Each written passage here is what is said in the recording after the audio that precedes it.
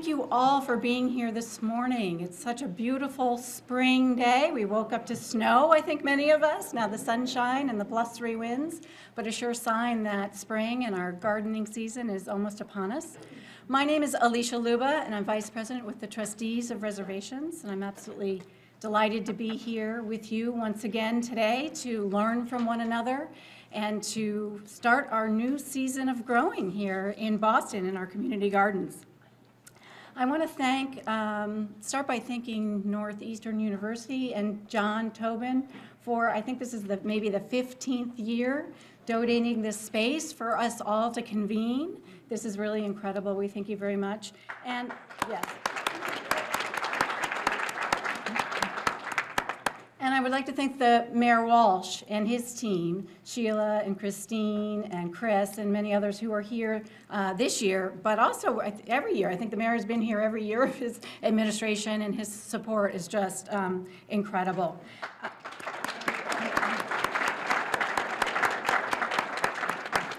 And I'd like to acknowledge the mayor's support and his leadership around the Community Preservation Act, which I think most of you know, which is just an incredible tool for us as a city to have this critical source of funding for community gardens and open space and historic preservation and affordable housing is just phenomenal, and it's something many cities don't have. The mayor's role in that, in his identifying it as one of his own legislative priorities for 2019 is just incredible. So thank you, Mayor, for that. We really appreciate it. So joining us today in a few minutes is our special guest, Aziz Dehkan, who's Executive Director of the New York City Community Garden Coalition, and his recent work to demonstrate the vital role that community gardens can play in mitigating climate change is absolutely inspiring. And we have so much to learn from him today, not only in this presentation, but he's also leading a workshop this afternoon. So thank you, Aziz, for being with us here. So since we last gathered, Mayor Walsh has unveiled his transformative Resilient Boston Harbor plan, which is a bold vision for calling for nature-based solutions to protect the city from the threats of storm surges and sea level rise. Through the Trustees One Waterfront initiative, we look forward to partnering with the city in the effort to create new and climate-resilient green spaces along Boston's waterfront. We are very grateful for your leadership on these issues, and we're excited as these much-needed interventions become reality. So it's going to be a really busy summer at the Trustees' 56 community gardens this summer, including the Windermere Community Garden, which reopened last summer. Each year, our community gardens support nearly 15,000 individuals, and more than 17,000 people participate in our programs and events. We are very excited to be partnering with the Mayor's Office and New Urban Mechanics to expand community programming through the Community Grown program. We will focus on inviting new people in to explore these special places by infusing design, art, community building, and playfulness into 3 Boston community gardens: the Berkeley Community Garden in the South End, the Joe Champa Community Garden in East Boston, and Fenway Victory Gardens. From June until September, each garden will host an installation or a project that's specifically designed for each site, along with special events, inviting interaction among the creative pieces, the artists, and members of the community. The installations will support programs like storytelling events, community conversations, community dinners, live performances, and interactive play. We are also expanding our program at the Kitchen at the Boston Public Market, and once again, we're going to be operating the Trustees Mobile Market, providing accessible and affordable farm fresh foods grown at our Trustees farms to our Boston neighborhoods. This year, we are expanding and growing native plants and seedlings for sale at City Natives, our teaching garden and nursery in Mattapan, and I encourage all of you to go and visit and check it out, and you can find wonderful plants for your gardens there. These are just a few of the many, many things that our team does for the Boston Urban Garden community each year. But we can't and we don't do this alone. We need all of your support. One of the best ways to support work in Boston's community gardens is to join us as a trustees member or to volunteer at one of our many programs and events. We always need help, particularly at our annual garden tours in the South End and in Jamaica Plain. Both tours rotate through the neighborhood, showcasing different public and private gardens. And this year, the South End Garden Tour on June 15th, for the first time, is going to be partnering with the Community Music Center to provide live music along the way. In Jamaica Plain, where we actually just piloted that garden tour program last year and saw over 400 participants, we'll be offering that again this year in the Pondside neighborhood on July 20th. So I invite you to join us at a special event or to volunteer or to buy tickets to the garden tour. If you need more details, you can find it at the trustees website, or you can ask one of our team members who are here. Finally, I want to recognize and thank the incredible volunteer community coordinators across the city who really work with us to make all of this happen. Can I ask the community garden coordinators to stand up and be recognized by all of us for the work that they do?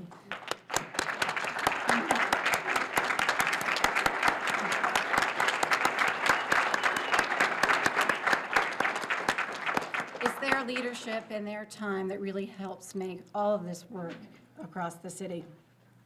And last, I'd like to recognize my staff team. We have an incredibly talented team. I think many of you know Vidya, Peter, Michelle, Jeremy, Jordan. Maybe you guys could wave your hands if you've got any questions. Thank you for making today happen, but for all of you, all that you do throughout the year for Boston's Community Gardens. So thanks for being here. With that, I'd like to introduce John Tobin, Northeastern University Vice President for Community and Government Relations. Thank you, Alicia. Thank you, Alicia. Welcome to Northeastern University once again. I'd like to, at this time, for Vidya, for Mike Fitzgerald from our team at Northeastern, and for the men and women of the Facilities Department at Northeastern, a big round of applause for all the work they do to host you here. It's really our pleasure. You know, I was thinking about this. You know, the city of Boston was born in 1630. The trustees were founded in 1891, and Northeastern was founded in 1898. So we're kind of like the baby sibling of like the trustees in the city of Boston. You think about that, that's over 600 years of leading the way in so many different areas in terms of resiliency and strength. Revolutionary ideas. We're a city of firsts, and we have so many not-for-profits, not just the trustees in Northeast, but so many who help lead the way in the city of Boston on an everyday basis. And the people who lead the city of Boston on an everyday basis are not necessarily the people you see on the front page of the newspaper every day or on TV at night. There's people working tirelessly behind the scenes to make this city continue to move forward. And so we're very, very pleased to be part of that at Northeastern. And almost as long as we've been hosting the Gardeners Gathering here at Northeastern, we've been hosting the local food trade show here on campus. And that event was held here on campus just a couple weeks ago. And I had the opportunity to speak at it. And every time I get a chance to talk at one of these events, to open up and to introduce our mayor, I can't help but think about my dad. And you know, he was a construction worker. He was probably the most unlikely person you'd think of, someone who'd be toiling out in their garden. But he wasn't the most patient guy. But when he got into gardening and growing his rose bushes and the food that he put on our table, there was great pride, because it came from his hands, it came from the soil in our yard, and it came to our plates. But gardening out there and spending hours in his garden, and God forbid if we didn't have the strawberry garden weeded by the time he got home from work. There was hell to pay. It taught him a great deal of patience out there. I found him, as he got older, to grow a little bit more patient. Or if he had to blow off some steam, to go out in that garden and spend a couple hours. Sometimes we'd send him out there to the garden. So I think about him often when I come to events like this, and I think about, you know, the gardens and the urban gardeners and farmers that are here, and people who take our community gardens and take our backyards, take your own backyards and turn them into oases in the middle of the city, away from the hustle and bustle and the activity of the city, and it's passive recreation areas in your backyards that put food on your tables, but provide moments of relaxation in otherwise stressful, busy city lives. And so we're really thrilled to have you here today. We hope you enjoy the day and you get something out of it. I know you will. I see so many old friends here from around the city of my prior lifetime, and new friends that I've met here from Northeastern. We welcome you to our campus. Northeastern did not do so well in the NCAA tournament in basketball the other day, but we're going to win the Hockey East Championship of the Garden tonight, so hence the hat. And I know there's snow on the ground, but it's almost opening day, so I'm optimistic. And someone who gives me great, and someone, you know, I must mention the mayor's team, and a few of them are here today. Chris Cook, the Commissioner of Parks and Recreation, my friend, Chief. And Sheila Dillon, who runs housing and just about everything else for Mayor Walsh, the administration. You know, these are stressful jobs when you're leading departments like this in the city of Boston. And we've had some stressful situations that have come up over the times. But when you're dealing with people who are reasonable and have seen things before and been through stressful situations, and you get things done, it makes it really a joy to work with them. And I know I just speak for myself here at Northeastern, but I know that's everybody else in the city speaks so highly of them.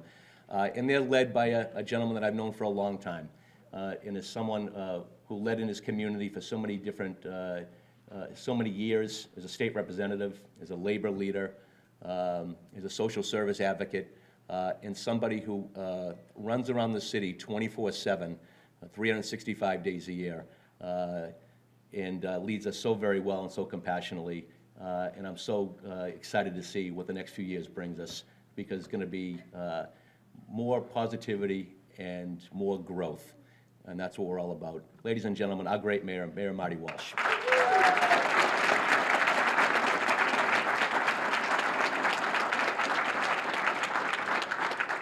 Thank you, John. And some of you saw me, I had a binder coming up here. I only have a binder because I have some announcements I have to make, and I won't remember them all, but let me just thank John Tobin and Northeastern University for hosting us today. Any hockey fans in the room, I want to congratulate Northeastern on a great run, but it's over because they're facing the Boston College Eagles. So sorry, buddy.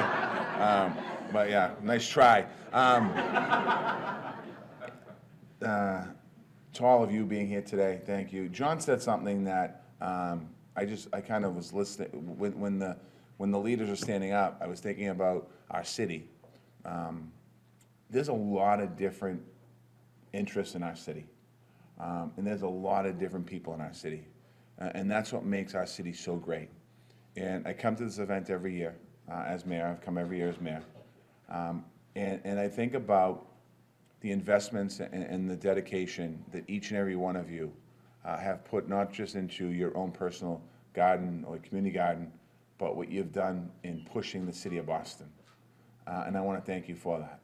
We have another event every year that we do in the Boston Common at the Public Gardens, the Rose Garden, not the Rose Garden, but the yard competition, where we have people who do the big yards in the growing of trees and flowers, the smaller ones, the shaded yards, the boxes, back bay. And I think about, really, people care about their city. And in this time of uncertainty, or this time of, I don't know what the feel is, I think we all feel it in the world. There's just this everyone's kind of, on the edge of their seat. The Mueller report came out yesterday, and I think we're all like, oh, what's going to happen? And we're so focused on what's happening in Washington that sometimes we take an eye off the ball and lose sight of actually what's happening in our neighborhoods. And this is what we should be celebrating. This is what makes us special as a city, as a state, as a country. You are dedicated to what you do every day, and I want to thank you for that, because we spend a lot of time in City Hall worrying about, and we're going to continue to do this, building more housing. We're going to continue to worry about our educational system. We're going to continue to worry about the climate and resiliency.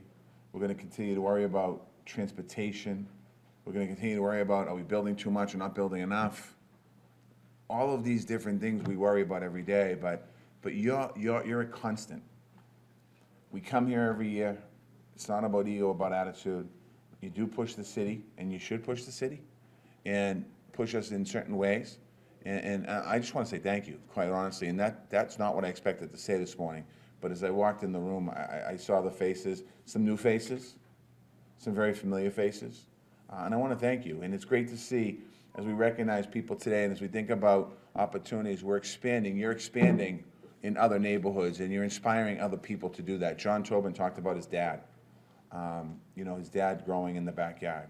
I've talked from here, we didn't grow in our backyard, but my mother and father come from Ireland, and they both come from farms. And when they were growing up, it was the food that was in the garden that fed them.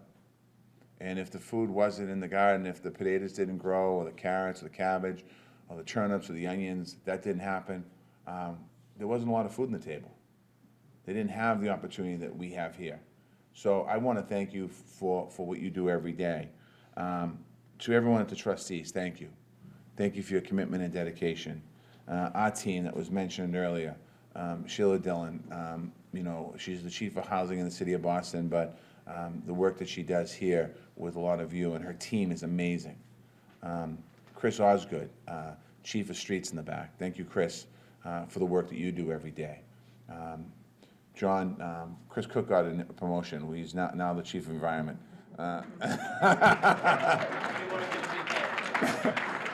love that, and I want to thank Chris. John Tobin, I mean, those of you that he represented as a city councilor, you know what his commitment and dedication is. And I'll tell you, having John Tobin here at Northeastern, really, people don't say this, it's hard to say this publicly, but it adds another component of having somebody who knows and understands the community. I mean, that's amazing. So I want to thank them as well. The Gardeners Gathering is an opportunity to bring all kinds of people together. I'll tell you, my first time here, I'm brand new mayor, 2014. I'm standing here and I'm intimidated as hell.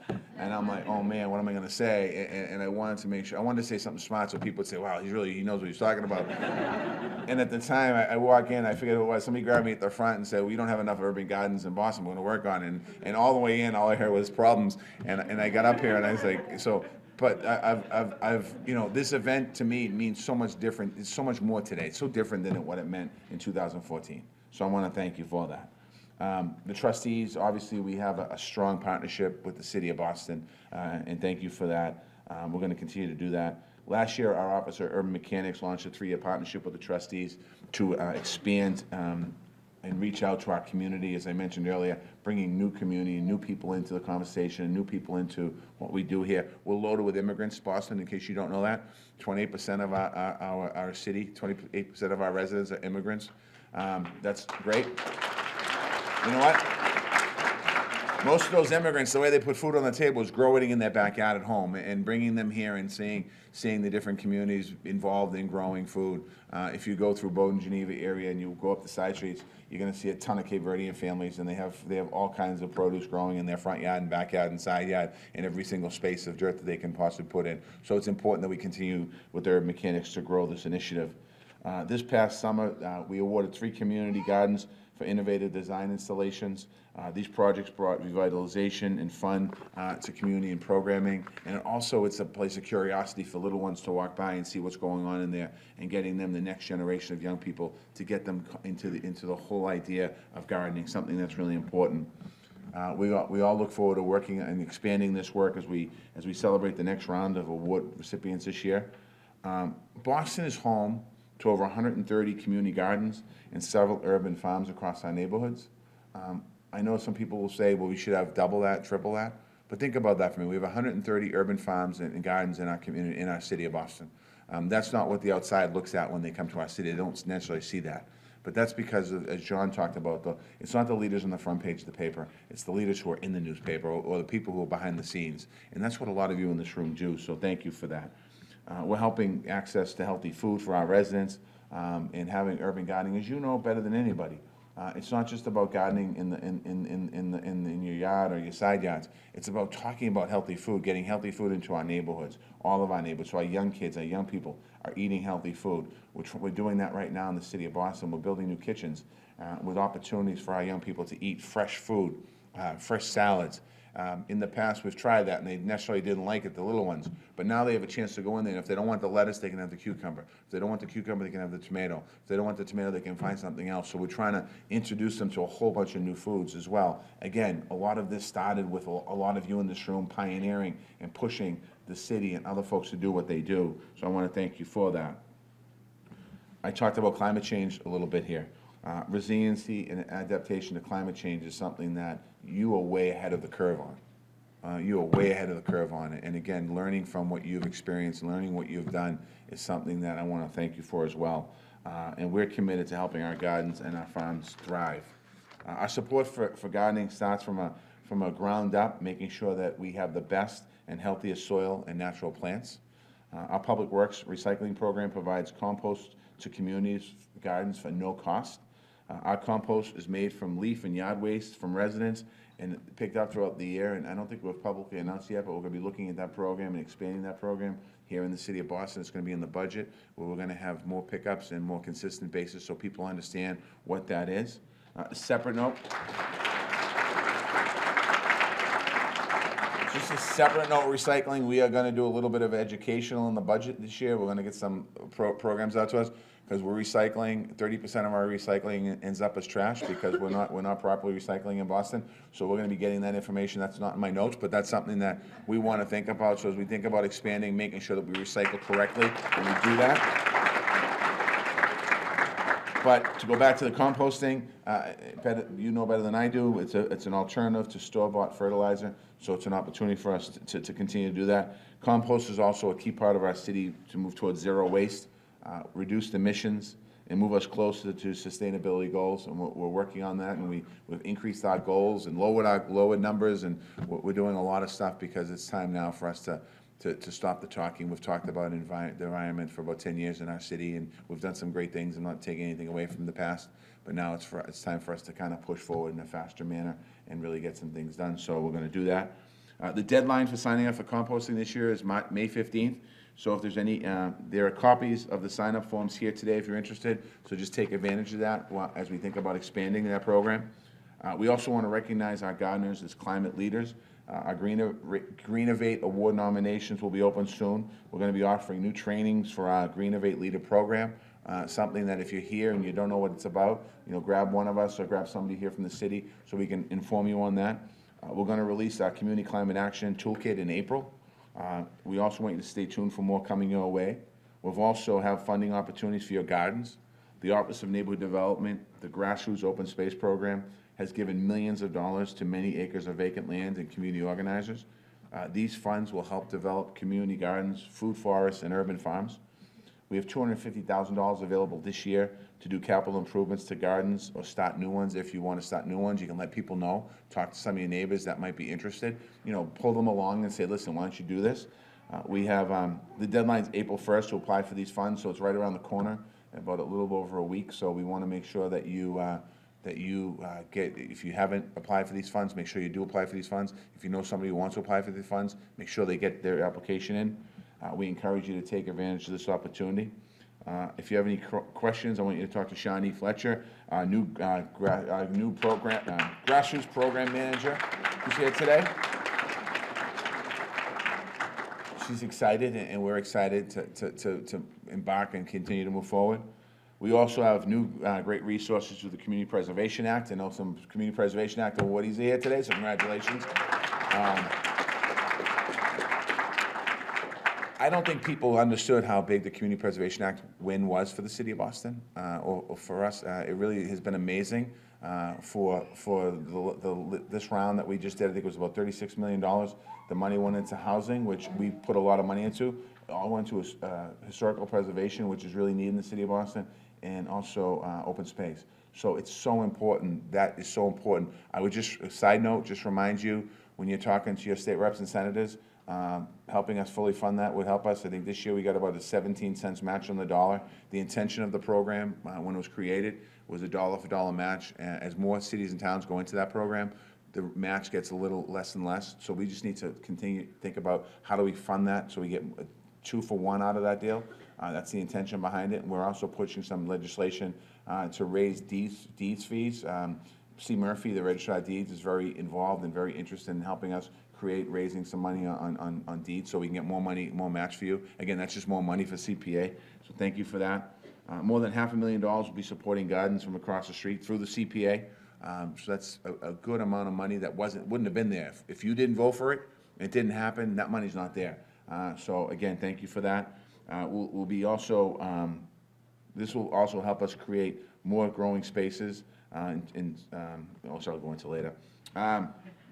The recent awardees, I want to read them off because when you put your application of a CPA, you know, you have people that win that year, and you have people that learn how to win the next year. So I don't want to say there's no losers in this one. So Healy Field Community Garden in Rosendale, congratulations.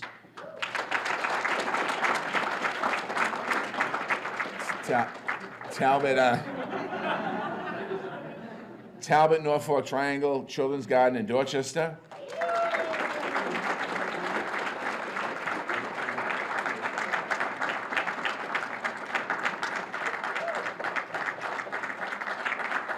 Veterans Victory Garden in West Roxbury.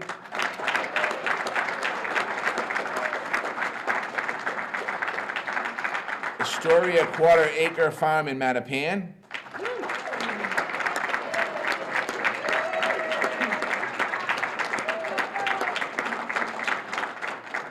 Gardens for Charlestown in Sullivan Square.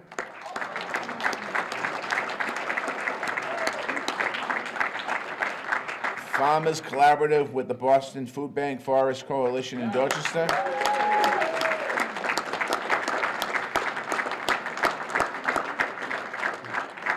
And the Microgreens Farm in Reedville.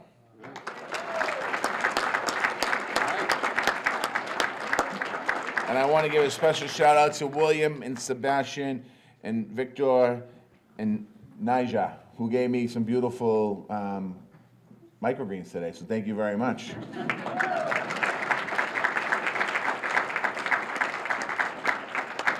These young people down the end, they saw a vacant land in their neighborhood, they transformed it and offered to chip in and help. And that's what, when you talk about, many of you have done this work for a long time, and when somebody walks by, you kind of pull them into the garden, and then they become the future gardeners of our society. So I want to thank everyone here for caring about your community and being a great example, particularly young people, for being a great example to your peers.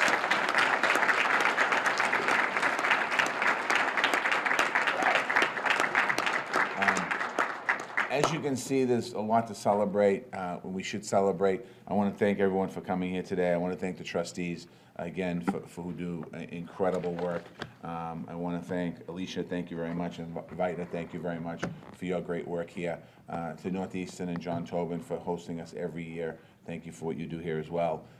And most importantly, to all of you, if you didn't do what you did, we wouldn't have a reason to be here today, and we wouldn't have the opportunity to be able to really celebrate the diversity of our city in so many different ways. So thank you very much.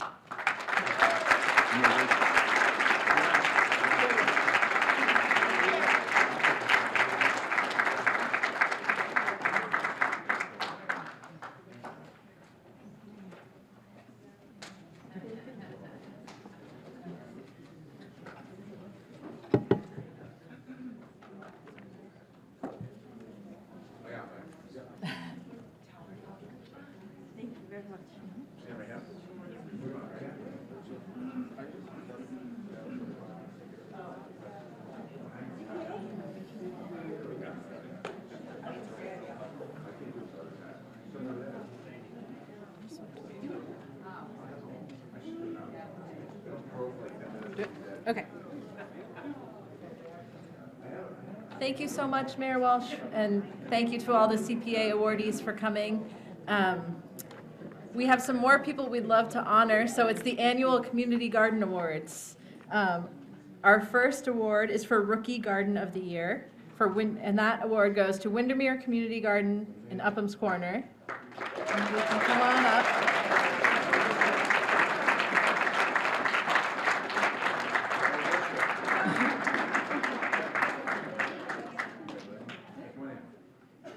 So this really was a huge group effort, but a lot of them couldn't make it today. The Windermere Community Garden opened in May of 2018, and it was a result of a continuing partnership between the trustees, the City of Boston, and the Jones Hill Association. The project was funded by the Boston Committee, the Garden Club, the Boston Committee of the Garden Club of America, the Back Bay Garden Club, Project Bread, an anonymous foundation, and the Department of Neighborhood Development. It's got a little bit of a late start due to weather-related construction, but it didn't slow down the Windermere gardeners. And as soon as the garden opened, they were busy planting and maintaining their new plots. Likewise, an accident last summer involving a car crash through the fence and over a couple of plots did not slow them down. They're recovering. All of the gardeners have done a great job, but we'd like to highlight a few who've taken on extra responsibilities. Unfortunately, they're not all here, but seasoned community gardener Ed Thomas and beginner Jacqueline Kruger, who is here, have teamed up on leadership for the fledgling garden. Cynthia Kuhl has fostered a relationship with St. Mary's Center and has mentored new gardeners. And I have a few quotes. Jenny Watkins said, "Creating and tending a community garden is the ultimate grassroots labor of love. For the gardeners, a sense of camaraderie and a visible presence in the neighborhood creates so many opportunities to meet people that simply wouldn't exist otherwise." As a lifelong gardener, Boston native and resident of this neighborhood since 1989, this garden has been a long time coming and has exceeded my dreams. And Cicely Stetson added, "Windermere is a literal example of successfully building community from the ground up."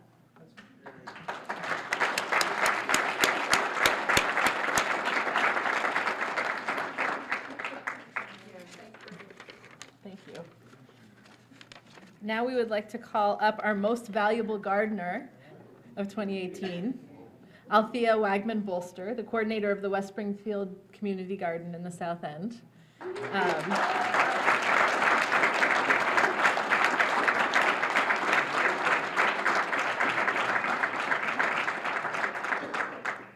So Althea became coordinator 1 year ago, and she's done an excellent job running the garden her first year. She's been proactive about reaching out to the neighborhood. She's been learning from and building relationships with other community gardens. She's had to deal with some compost and pest issues, and she's done that to the best of her ability. I have another little quote. In the words of longtime West Springfield community gardener Greg Hill, quote, "Althea has graciously inherited the thankless position of West Springfield Garden Coordinator for our diverse troop of gardeners a year ago and has done a fantastic job. Her conscientious attention to detail and pride in our community garden has kept our space a safe, scenic, and relaxing spot in the heart of the city. Her knowledge and enthusiasm for gardening has been a great benefit for all of our members and an inspiration for me to continue to broaden my plant list. Her efforts have not only advanced our progress in the garden, but made it a cheerful and welcoming space for the entire neighborhood." Thank you, Althea.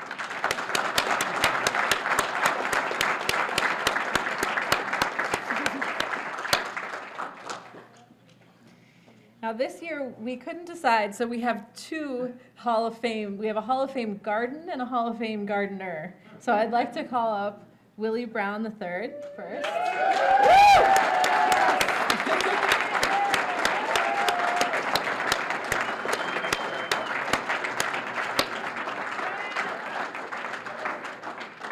So as you can see from the enthusiastic reception, Willie probably does not need too much of an introduction, but I'll give him a little one. So Willie lived next door to Ed Cooper for decades. He's in the Ed Cooper Community Garden in Roxbury, and he now serves, or has served as the president of the board of directors for the Edward L. Cooper Community Garden and Education Center.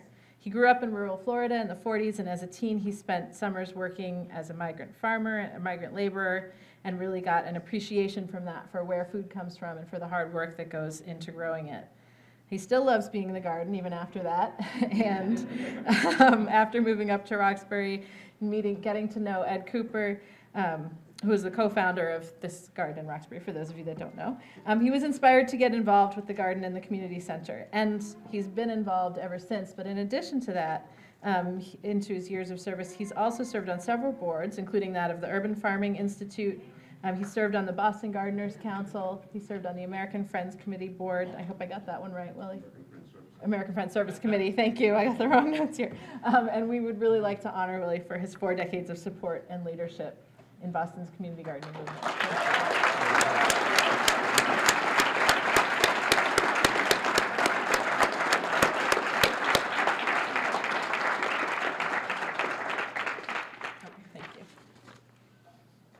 And And last but not least, we have our Hall of Fame garden, the Rutland Washington Community Garden in the South End.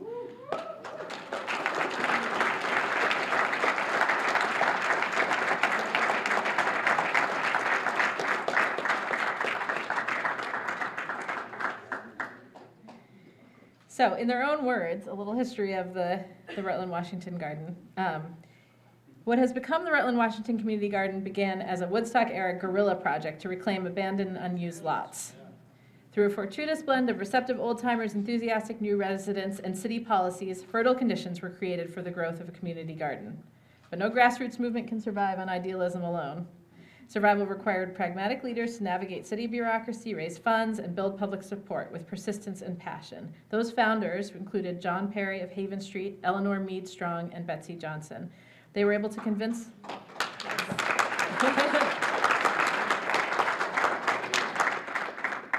the city of Boston and state officials that these gardens are valuable centers for community building, recreational outlets for families, and a source of nourishing food. They even enlisted the Army Corps of Engineers to bring in clean topsoil, which is pretty impressive. As the neighborhood changed, the garden began to take on some of the distinctive characteristics that we see today. There's a gazebo that was erected in the center of the plot as a gathering space where gardeners could congregate.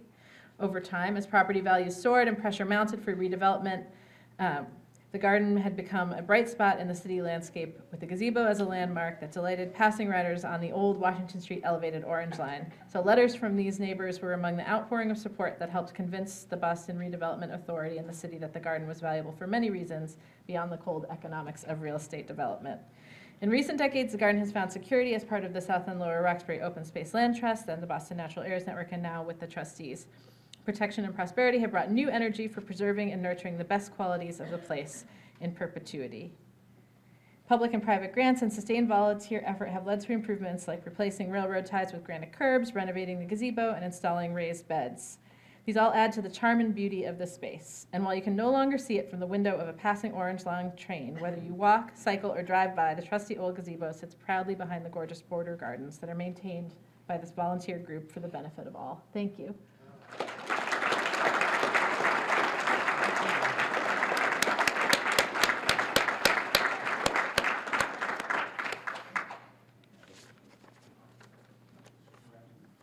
All right, I guess you're just going to keep hearing from me because now it's time.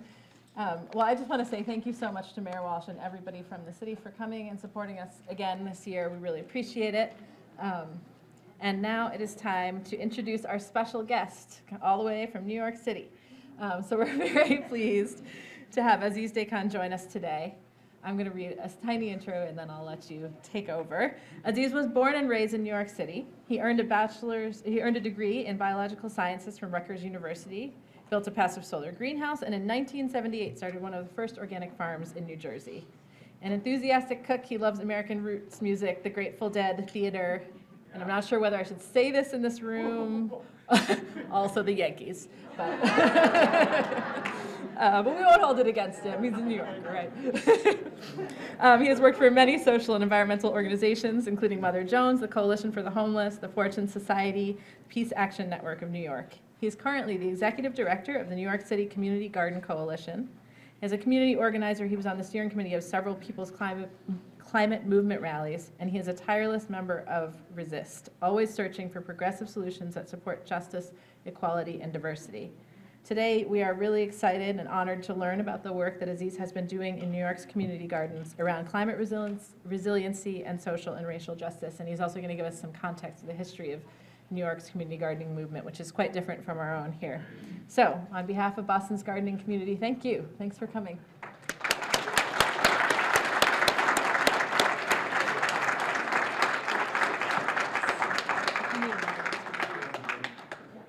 Hi, everybody. So I walk around when I speak, so if you can't hear me, yell at me. I'm used to that. I've got a PowerPoint thing that I'll do, and I'll kind of go through pretty quick. But before I go any further, I want to just thank the trustees for inviting me here, Vidya and Michelle, who took me on a tour of your amazing community gardens in the city.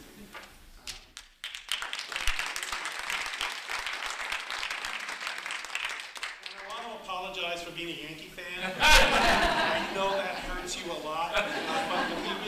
team more that you won the World Series. That will not happen. No, seriously, I grew up in New York City, so I can't help myself. But I grew up in New York City on 72nd and West End Avenue, which is adjacent to Riverside Park. And Riverside Park, when I was growing up in the 60s, is against the Hudson River. And we used to play there all the time. And part of what we did was we chased rats. And I tell you that because I'll get back to it somewhere here, hopefully. But we chased rats because they were putting raw sewage into the Hudson River. Oh. Think about that for a second. I mean, that was 1960, whatever it was. And it's just, here we are, and as the mayor said, we're in a different world now. And we're in an ecological and environmental world where things are changing. And what I've learned as a community organizer, I mean, Tip O'Neill used to say, all politics are local. I go one step beyond that. What really is different is that when you're a community organizer, when you're a community gardener, what you realize is it's all by neighborhood. It's block by block.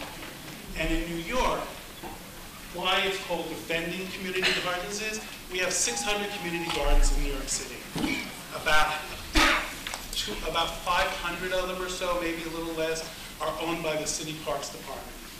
And every 4 years, we get a license. And we get a license to run these community gardens. And the first thing on the license basically says, this is a license, not a lease. And that hurts. And then the second sentence basically says, we can take this away from you anytime we need to. And we can give you X amount of time to vacate. And that hurts. So that's why you see defending since 1998. Jean's going to help me do the PowerPoint. So I'll just give you a brief history of where we're at and how this works. You're going to hear a couple of familiar names. The one that you're going to, that makes me the craziest is Rudy Giuliani. Same here. Give me for saying it this way, but Rudy Giuliani is kind of like made us the bastard stepchildren of New York City. Because he was so mean and so nasty to community gardens. Well, I'm going to talk about community gardens. We could go deep into that. But I just want to talk about what happened in the 1970s and how this started. And I just want to tell you, this is my favorite picture. I love that. That's me in there somewhere. Not really, but those are my people there.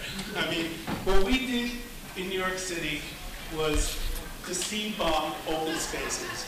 I mean, buildings burned down in New York City in the 70s, and that's what it looked like. They burned buildings down intentionally, and we know this for a fact because we have a historical record. I know people who lived in New York City, who lived in apartments, or squatting in apartments, and you get a call, and they say, your building's going down tonight. Yeah. And those people stayed in those buildings and didn't let them burn, but some of them did. And Rudy Giuliani, God bless his little heart, didn't stop it. And the New York Fire Department didn't stop it either, frankly. They let parts of the city burn down. And when they burned, they were in underserved, distressed neighborhoods. It makes me so mad. They let landlords burn their buildings down. They let them collapse. And so what we did was we started seed bombing. And we went in and started to reclaim land. And really, this is all about land, isn't it? It's all about access. It's all about land. And once you have land, what do you do with it? And so what we tried to do was to own the land. And New York, I don't think it's that much different. It's an island, but it's not that much different than Boston. We have a very limited amount of space. And ever since the settlers, white, I read a great book called The Great Oyster. The Great Oyster is a book written by this man who looks at New York City through the lens of oysters. And it gets tedious towards the end of the book. It's enough with the oysters. But in the beginning of the book, it talks about how when the native population, indigenous people of the island of the city, when the Europeans came in, they called them the salty people. And for the life of me, I had to try to think, salty people, what does that mean? And I kind of realized, well, they were very white. And the other part was that everything they brought in on their food was salted. Salty people. But the salty people had this vision of land ownership, and the indigenous people had no understanding of that. Everything was the commons. And so when we talk about community gardens, we don't call them gardens, we call them community gardens. And hell, Boston Commons, we're right around from where I'm staying. You know, but the Commons was a unique understanding of what the public was allowed to do. It's where we gathered, it's where we yelled, it's where we prayed, it's where whatever we had to do as a group, that's what we did. So they're called community gardens for a reason. And they're called community gardens because we are community. And in New York, the diversity that you see in these community gardens just blows my mind. And I'll get to that, but I want to go through history. So this one I hope you see really well. This is Adam Purple. And he was named Adam Purple because that's all he ever wore was purple. And he was a crazy, but he had this vision. And if any of you have ever been to New York, and if you've ever been to the Imagine garden, John Lennon's Memorial Garden in Central Park, it's pretty much based on that. And everything in that picture is from the building that went down there. He took every brick and every stone and every piece of whatever he could get his purple hands on and built that. And then they bulldozed it. And then what? They bulldozed it. Thank you, Rudy Giuliani. Love it. So we continue to fight, and we continue to fight. Oh, you sworn into office. So there were some really good people, and there still are some really good people in New York City who care about gardens. But what's amazing to me, what I've learned from you folks here is there's a relationship you seem to have with your government that we don't have in New York City yet. And we have Mayor de Blasio, who's supposed to be a progressive mayor, and he may be progressive in some ways, but he doesn't understand the words community gardens. It's been a long time coming that we finally have the words community gardens in the lexicon of government in New York City. And that's just happened. So petitions, marches, fights, Rudy Giuliani. So we've been going through, and we've been trying. A lot of land got sold off. The New York Restoration Project is Bette Midler's group, and Bette Midler did a really amazing job of putting her money and her friends' money into saving about 200 gardens in New York City. And they're beautiful. They're beautiful. They're beautiful. And you know, we keep fighting. We keep fighting to save the transfer. HPD is the Housing Preservation Department. Housing Preservation Department owns almost all the vacant land and many buildings in New York City. And this is what really gets me annoyed, is the fight for affordable housing in New York City. And it's your fight here too. And it doesn't, and I use the word fight purposefully because it shouldn't be a fight. In New York City, it's a wedge issue now. Apparently I have a letter being printed in the New York Times tomorrow. Because my brain blew up about this woman, Gianna Belafonte, who writes for the New York Times, writes this article about we should get rid of all open space and build affordable housing there because we need affordable housing more than we need open space. My head still's blowing up because it's an old argument and it's a dumb argument and it doesn't need to be that way. You folks, and I'm pointing to the government people here, you folks seem to get it.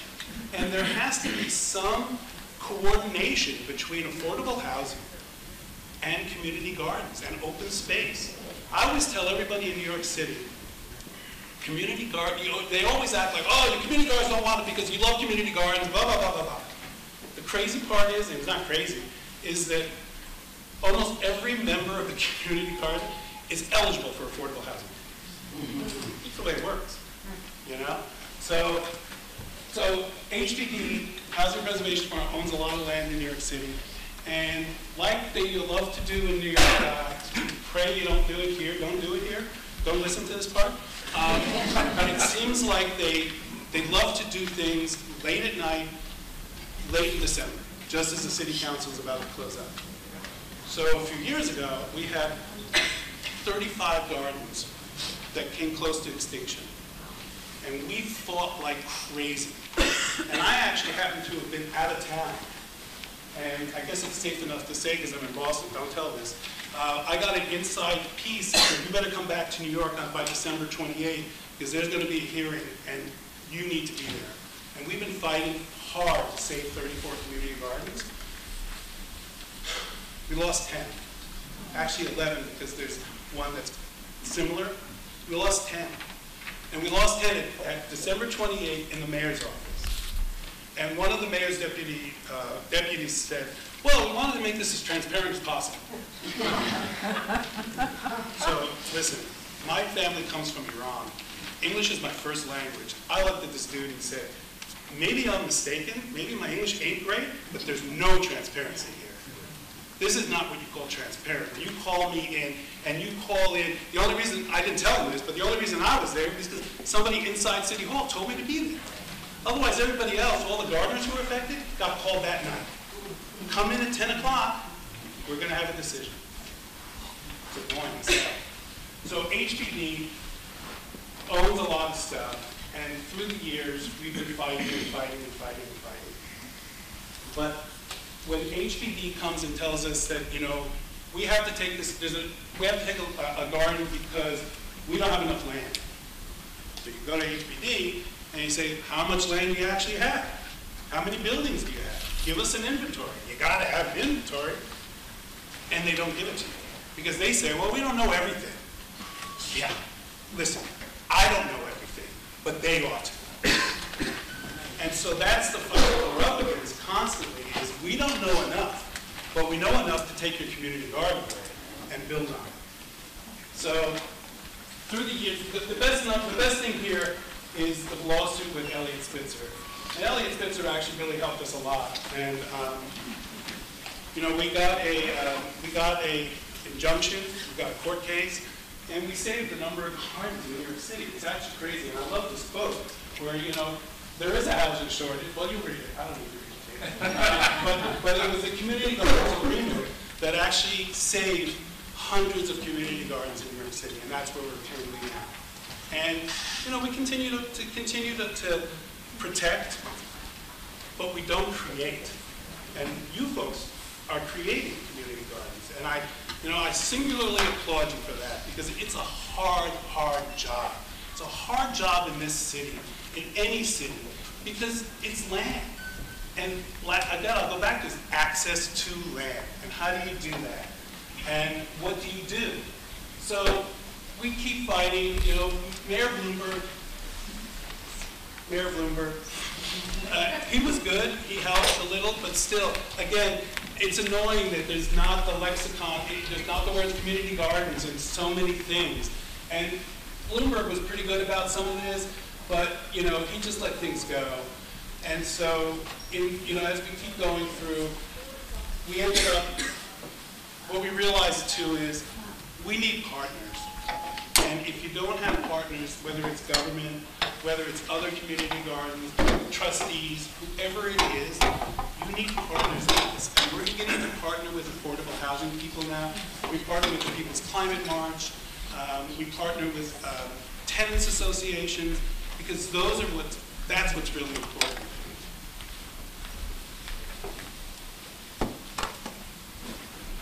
I'm glad you're here. That's why I'm here. So this is one of the egregious things that we see all the time. Coney Island Community Garden had been there for 16 years. Hurricane Irene came through. It's right on the river, right on the ocean, and it's right next to the boardwalk. It looked like that. And What was beautiful about Coney Island Community Garden was that when Hurricane Irene came through, it decimated the garden. I mean, like just tons of sand. And what's also really beautiful is Coney Island, this part of Coney Island, is a really diverse neighborhood. There's Hispanic people, there's Eastern Europeans, there's an African American population, there's a Caribbean population, and they all get along. They all hate each other in the neighborhood, but they get along in that garden. They fight like crazy. But when this happened, and we started, having hearings, oh my God, it looked like everybody in Coney Island showed up. And so we kept fighting, and again, what's the date? December 28th, 5 o'clock in the morning, we get a call, the bulldozers are here, and they're bulldozing the garden. And what did they bulldoze it for? They built an amphitheater.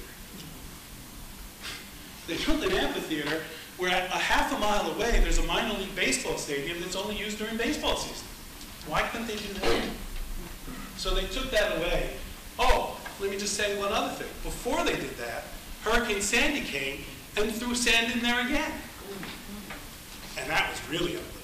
And we'll talk a little about Sandy in a second. But so what did they do? Again, wheelbarrow by wheelbarrow, grain by sand grain. They took that out and cleaned that garden up. Bulldozer put it down. And my response was, if you're so damn proud about what you're putting here, why don't you have a ribbon cutting ceremony instead of a bulldozing ceremony? And people, that didn't go over. So we actually,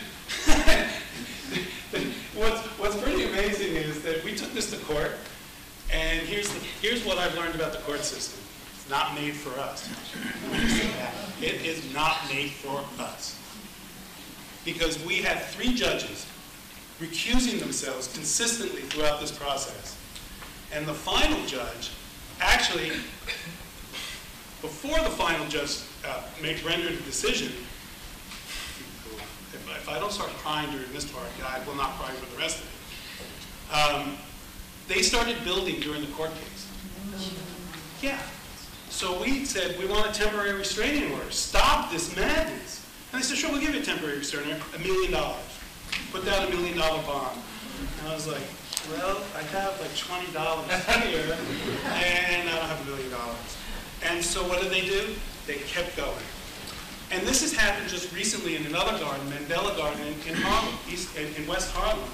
And so this is what I want to ask everybody, and this is what I always ask the judges. If I defied the court and basically stuck my finger in the judge's eye, what would you do to me? You know what they do to me. They throw me in jail. And if I didn't have an American citizenship, they'd throw me out of this country right now. So here's the thing. We have to keep vigilant about this and keep fighting and not being afraid of the court system, even though the court system keeps screwing us on this stuff, at least in New York City. And so we lost the case, thankfully, because now it's out of Brooklyn, where it's just a political issue, and we're going to a higher court, an appeals court, and we're going to have it heard 5 years later. And that garden is no longer there. It's an amphitheater. I'm a huge boxing fan, and I know that's kind of incongruous in peaceful nature, but there was a great boxing match in that amphitheater. Somebody gave me tickets. I would not go. I wouldn't go. No, the hell with it. And so I didn't even watch it on TV, frankly. I just thought, I can't do this. I can't do this. So that's kind of where it's at, and we keep fighting and fighting and fighting. Hurricane Sandy was actually something that, I mean, it didn't hurt your city as much, but New York was just like blown apart by it, especially on the Lower East Side, especially in Red Hook, in neighborhoods that are underserved. What a big surprise that would be. And we were able to get from the Governor's Office of Storm Recovery a large grant, $2 million grant, to use community gardens as a green infrastructure base so that the next big hurricane comes, but that's not exactly true, but that's the idea, is to let these community gardens absorb as much water as possible. Because, when the water receded, all the buildings that were next to community gardens has less damage than the other buildings because, duh, they absorb water. They're sponges. They're sponges. And we are the stewards of those sponges, right? And we're just going to keep holding on to those. So that's where we're at now. I mean, the coalition doesn't do big projects, but we realize that this is something we have to get involved in. And what's fascinating to me is that I talked about it earlier, it's neighborhood by neighborhood thing. So as a community organizer, they gave us this project because we're community organizers, and this is a community-based project.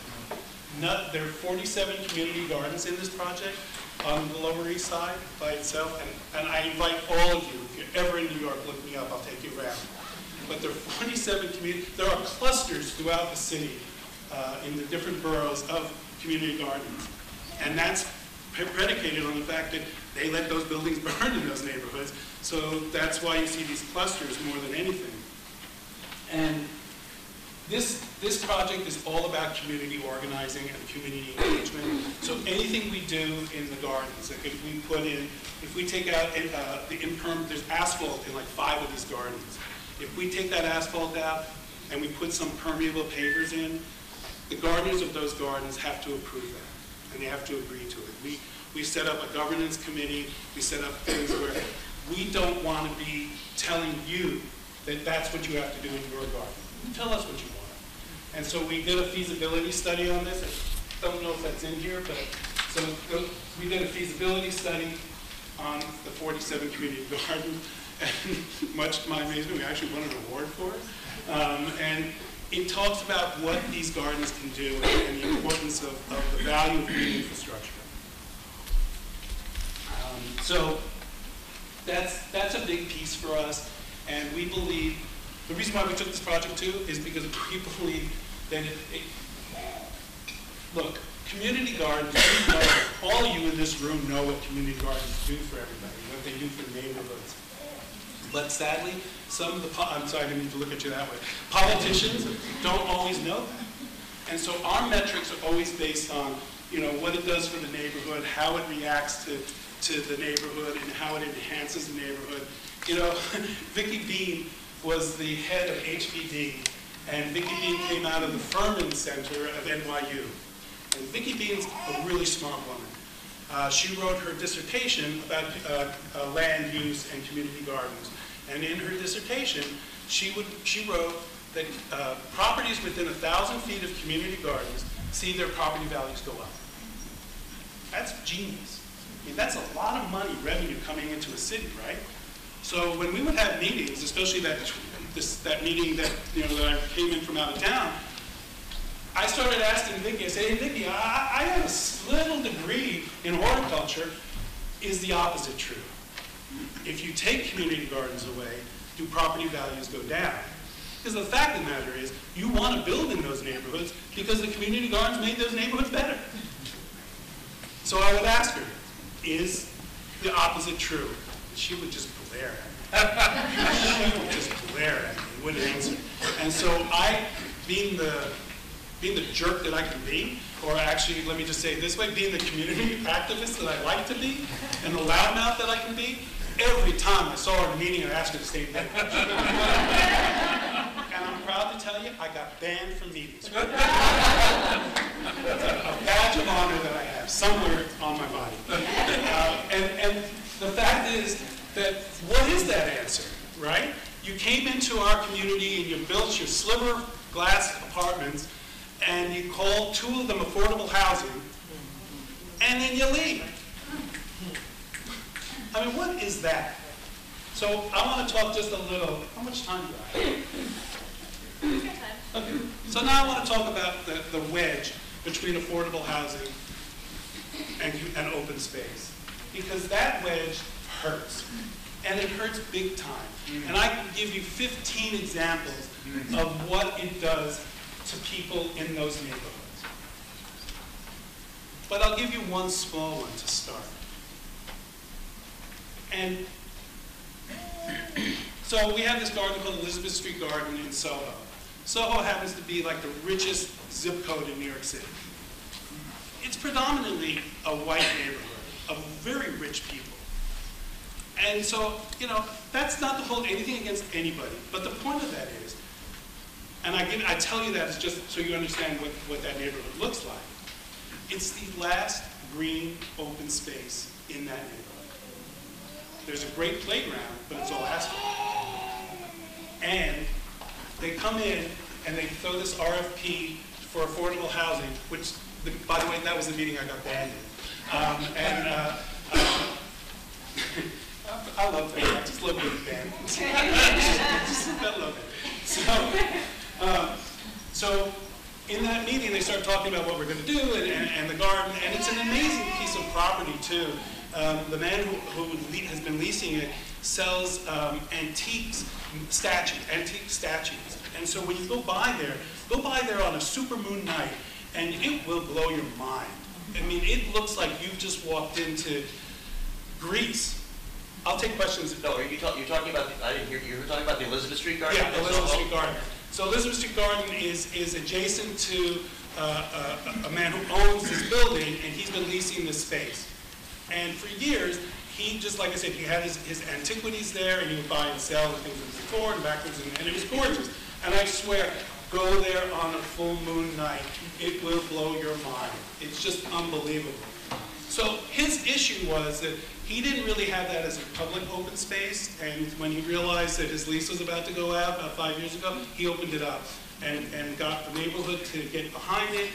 And, you know, one of you award winners here, like your rookie garden thing, I mean, in 5 years, that garden is like, whoa, there's kids in it, there's programs in it. I mean, it's opened itself up to the neighborhood, and it's been embraced. But New York City Councilwoman that realizes that this is a great spot for senior housing. And it's not. It's not, because 5 blocks away, you can put 5 times more affordable housing. And the issue of affordable housing in New York is, and I don't know how it works here, and I'm learning, is that, so you get, the developer gets the ability to put affordable housing in to a certain amount of units in his building, he gets a tax break for it, and then in 10, 15, 20 years, whatever the requirement is on that building, it reverts back to market rate. Same here? No. Funding perpetuity, if it's the developer requirement, 50 years. Well, we don't have 50 years. Okay. Yeah, Funding in perpetuity. No, they have some of that. They have some of that. by the way, I'm going to do Q&A, so, and I'd like more A from you than Q, so.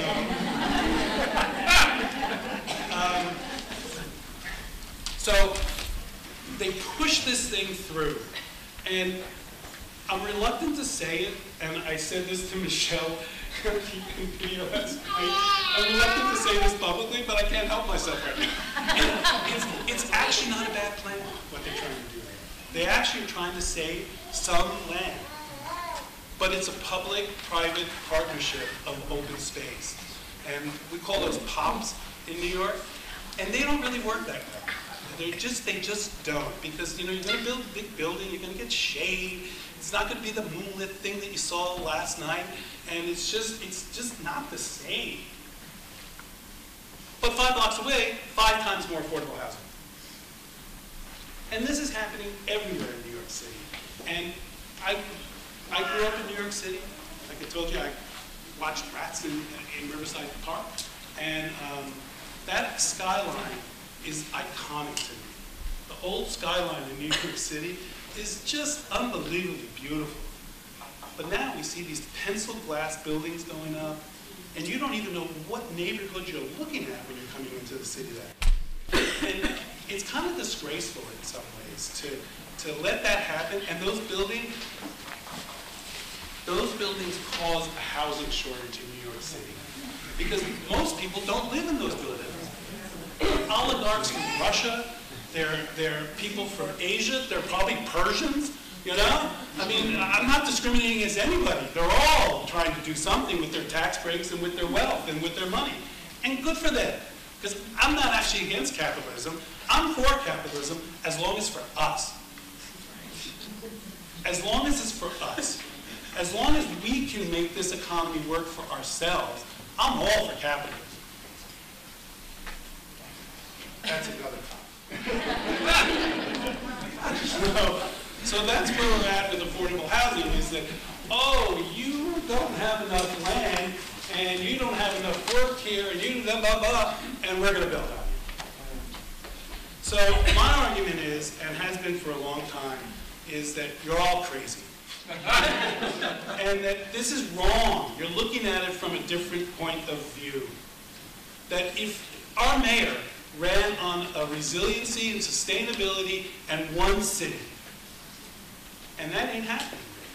What's happening is, there's some resiliency, there's some sustainability. We have our Gardens Rising project, that's sustainable and resilient, I guess, to some extent. But what we, just backtrack a second, what we learned in that project is that that's only really good for like the 3-inch rainstorms that are going to come, because it takes the water out of the combined sewer outflows, and going back to my rats, that it doesn't put effluent into the rivers. Which is all great, by the way. But the next hurricanes, big hurricanes that are coming, and they are coming, that's not going to stop anything, So I actually remind myself of a quote. That's why I have my phone in my hand. I'm usually not that rude. But I had a quote from your mayor, if it comes up. So Mayor Walsh actually said, this was in a New Yorker magazine article about climate change, and he said, if anyone wants to question global warming, just see where the flood zones are. Some of those zones did not flood 30 years ago. So what do we do? What do? We just keep building and building and building and building and building and building and building and call it affordable housing. And, would it be true if it was affordable housing? Maybe we could give you a garden or two. But how about this? How about every building you build, or every 1,000 units that you put in, you build a community garden?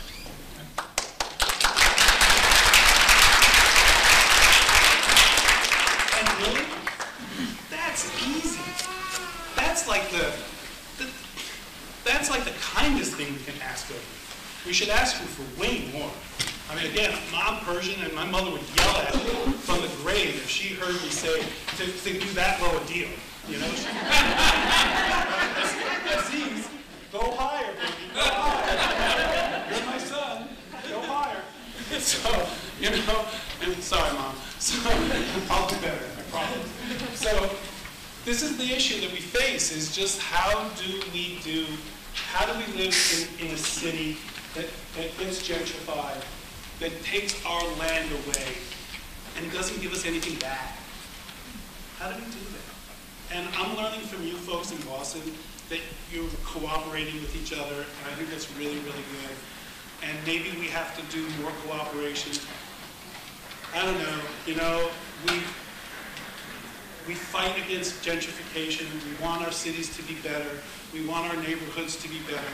But why can't we stay in our neighborhoods when they become better?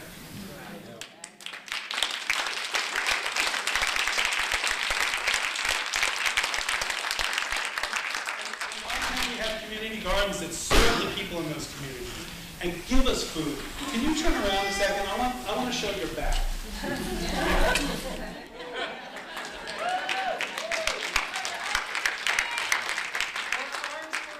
More farms, more food. More community gardens, more food. Because the truth of this is, too, it's about land and it's about food justice. And if you don't recognize, well, I'm sorry, I'm talking to the wrong group. When you recognize, and you all recognize, that this is about food justice, and this is about social justice, and this is about environmental justice, then you'll get the hell out of here and go and yell about this. Because that's what this is about. This is about us. This is about our neighborhoods. I'm sorry, I didn't mean to rile them up against you. Because you're doing a good job. No, seriously.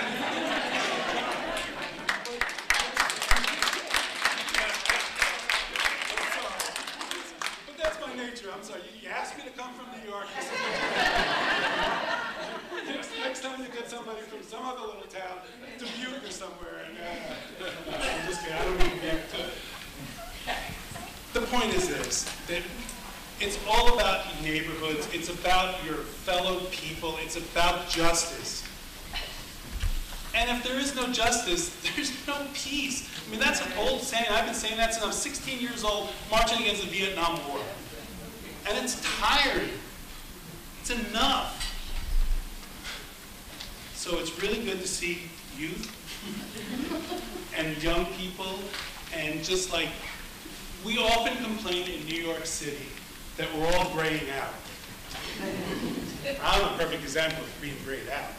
And the thing of this is, in New York City, that we've been really seeing is that the people who started community gardens are getting older, and the neighborhoods are changing. We used to live in our neighborhoods for 40 years at a shop. You know, that meeting that I told you about with the mayor's calling us in, at one of our organizing meetings, and I love this story because it just tells you exactly what community gardens are about. This guy says, you know, I've lived in my apartment for 25 years. I'm pretty certain that the guy across the hall has lived there about as long. I don't know who he is. But I know my neighbors from my community garden. What else do you need to know? Well, you need to know one other thing. You all know it. And so again, I don't even know why I'm here, because you all know everything.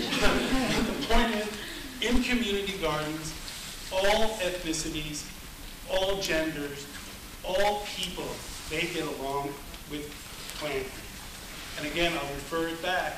They may hate each other on the street, but when they get into that garden, they love each other. And what I love, and this is at the end of it, so you won't have to hear me much more of this, but there's a garden on the Lower East Side where a large Bangladeshi community has come in. And they started growing vegetables. And many of the people there were like, what is this? What, the cucumber looks like this? And vegetables. And they started talking to each other. And now, you can't tell one plot from the other because they're all mixing their plants together. Now that's a beautiful thing. I mean, look, clearly, I love to eat, and I love food, and I love cooking, and I love my hands in soil. There's nothing better than that, folks. And to change that up is our responsibility, neighborhood by neighborhood, block by block, plot by plot, however you want to go down deep as you can into the compost of this good earth. And so we fight the good fight, we yell, we're kind to our politicians, mostly, except for Vicky Bean.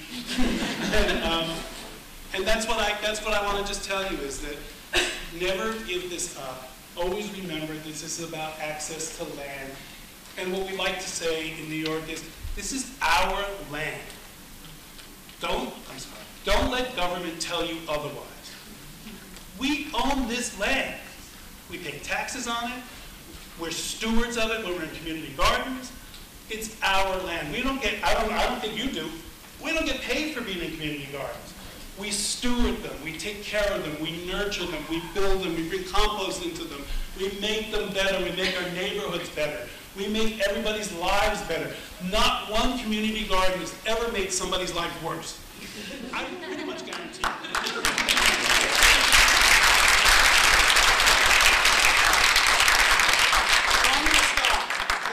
Going on, I'll say something really stupid, and you'll boo me, like something dumb. Anyway, I want to thank you all for letting me come and rant a little bit about this.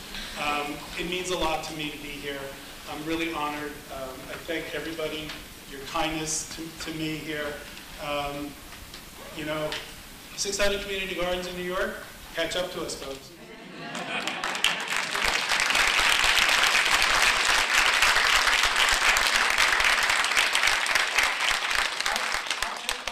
Seriously, I want more answers.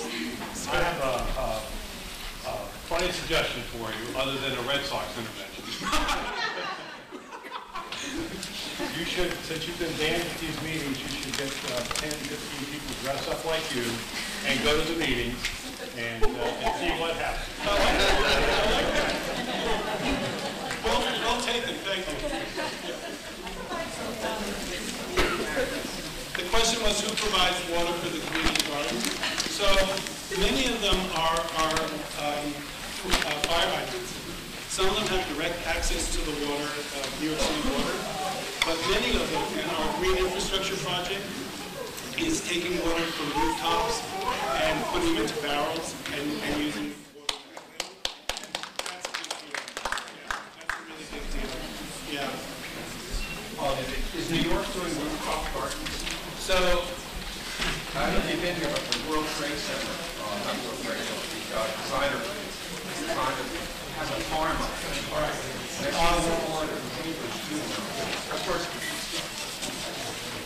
years ago the Vikings did it. You know, and it's really, it's a question of access too, right? I mean, how do you let people come through your building to go to the community gardens? So there's a kind of a limited piece. The question was, you know, green rooftops and rooftop gardens. And look, we're all for that. There's an initiative in New York that's in front of the city council that's going to be talking about any new development has to have some green infrastructure on the top, whether it be a green, a wind turbine, solar panels. So we're inching towards that, but there are cities that are far, far ahead of it. Harvard just finished one at the Holyoke Center, and it's a park. Right. On top. Yeah. It's accessible from the food courts. Right. But I'm thinking more of green space as to a farm space. Right. The one at the Design Center actually sells their produce. Yeah. Yeah, the restaurants. But it's instead of having a concrete roof, you have now a beautiful garden. That's great. I mean, that's what we have to do. Grab everything we can. Let's be greedy. Let's be really greedy. Anybody else? Yeah. Yeah, so I actually got to live in Lower East Side a few years ago for a brief amount of time, Clinton and Stanton. Oh, good. And of course, I mean, seeing the gardens on so many street corners was such a privilege, and when I came back here, I got involved.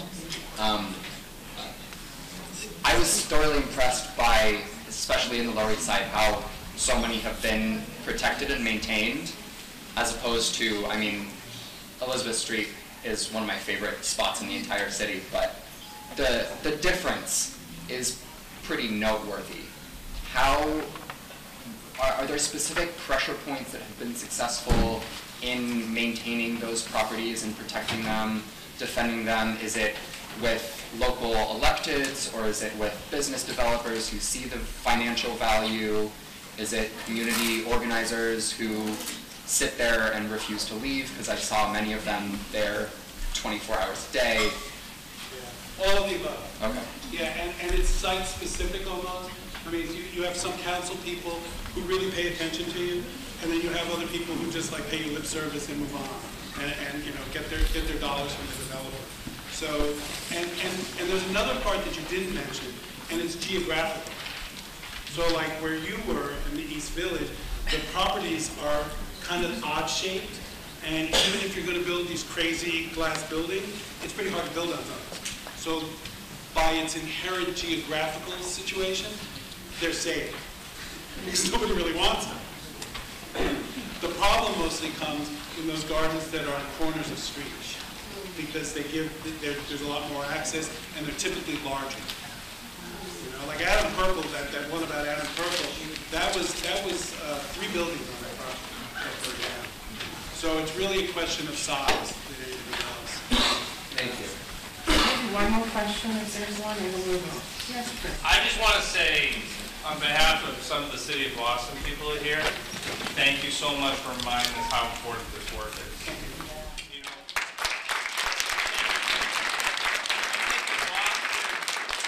we forget how far we've come, and it's good to be reminded what's at risk if we're not vigilant. That's Right.